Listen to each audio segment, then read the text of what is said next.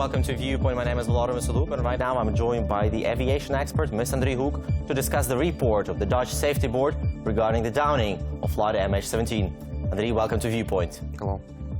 Andriy, the Dutch Safety Board, which released its report on the downing of flight MH17, in this report, in no uncertain terms, concluded that the downing of the airplane, of the aircraft, was resulted because of the explosion of the Buk missile.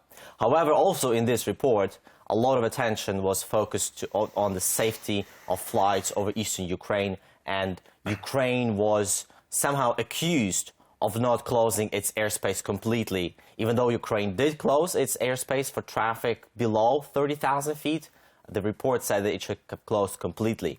So in your opinion, has Ukraine really violated the international rules by not closing the entire airspace? So, first of all, I would like to exclude any wording such as accusations. So this report has had, and this commission and investigation had no aim to make any accusations.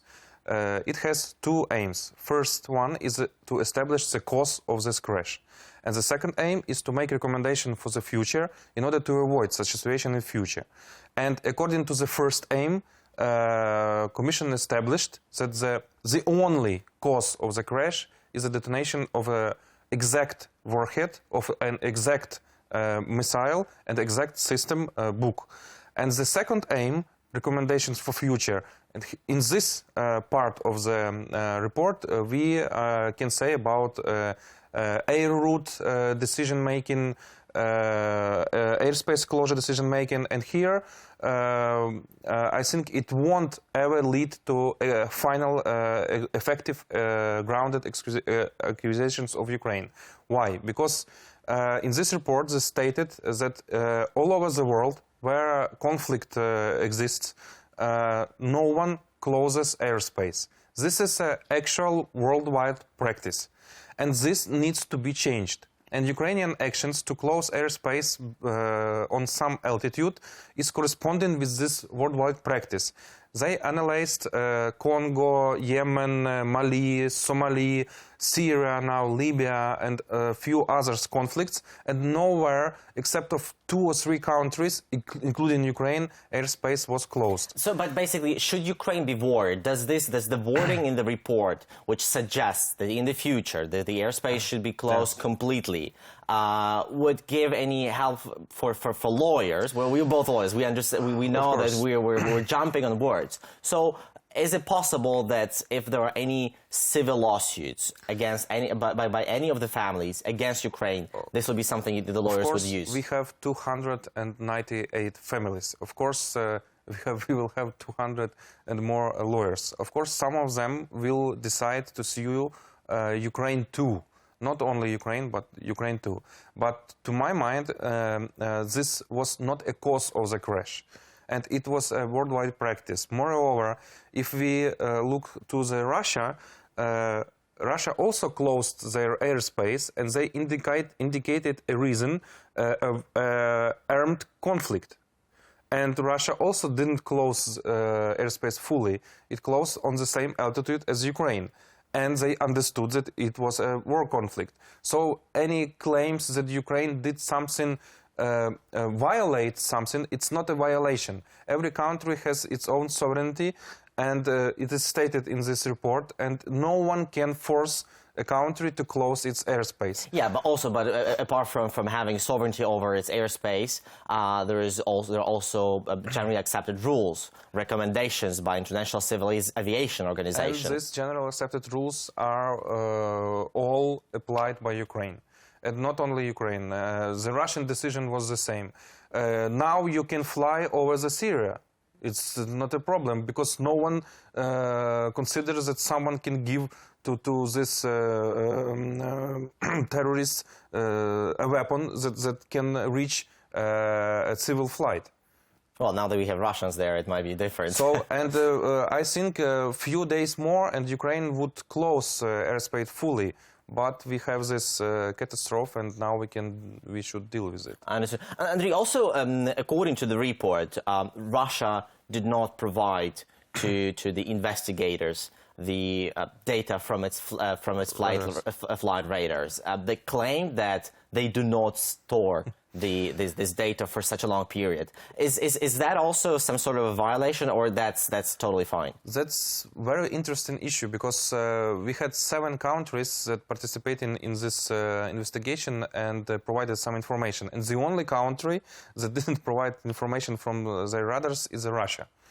What is the reason for this? It's hard to explain. But probably something was on their radar. Yeah, that's what my question. In your opinion, what could have been on these radars that Russia is not willing to provide that? It's hard to say what could. Maybe even we could see the launch of the missile and the place of launch.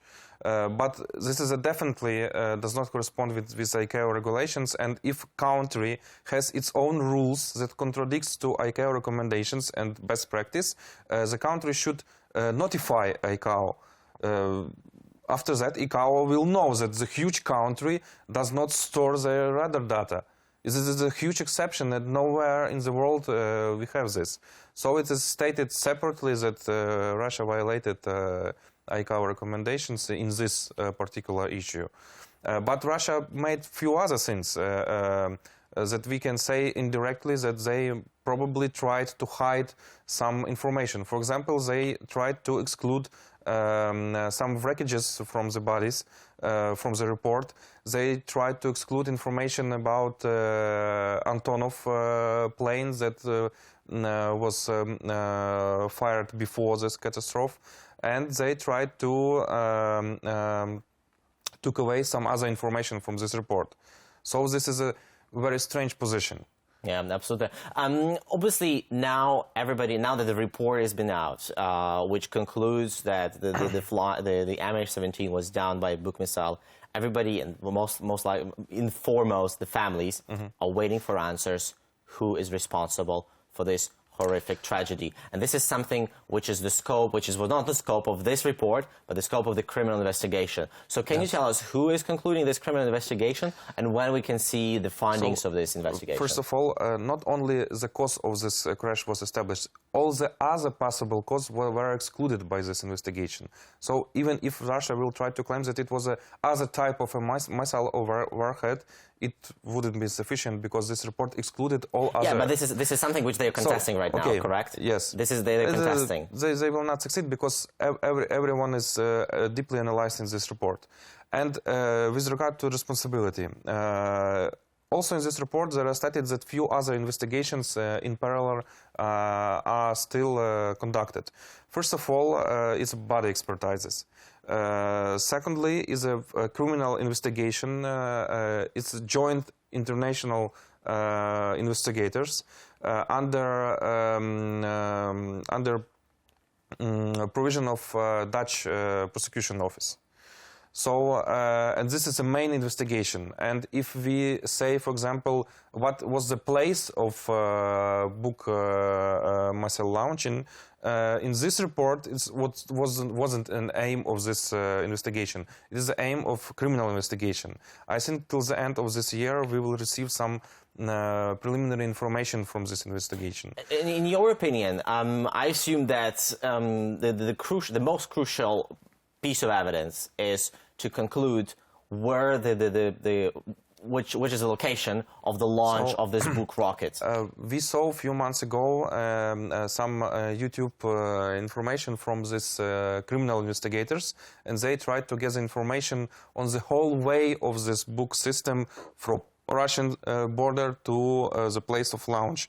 And we can see from this video that they established lots of information, not only the place of launching, but the crew, the whole route to the place and after the launch. So I think all the details, they are already known, but again, it is a criminal investigation. We cannot receive this information before some official movements within criminal procedure will be done. Andriy, and my final question, and very briefly, once the investigation, criminal investigation is completed, and assuming the investigation finds that it was the Russian-supplied Buk missile was Russian supplied team, because to operate the Buk missile you need a highly sophisticated team, and they would say that this part of this group of individuals should be held responsible. What legal force will have this decision on Russia? Obviously Russia will contest, it will not comply. Of course, the main problem will be to receive access to these people. And if we take, again, the analog with Lockerbie situation, how it was done there. It was done consent of Libya to give these persons, guilty persons, was received after Libya said that I want a court on a separate independent country. And for the irony, it was Netherlands who provided a court case. And so most likely there will be some huge diplomatic pressure on Russia as well. Such unique decision, and it will be a court of one of the countries, and then international pressure on Russia to issue these individuals, either for the court, either for the after. It can be done also without this person. Well, we'll be following this case really closely. I'm sure we'll be talking to you more in case any huge developments come out. Andriy, many thanks for finding the time to come and talk to us. This has been Volodymyr Solov for Viewpoint, together with the aviation expert, Mr. Andriy Guck. Thank you for watching us.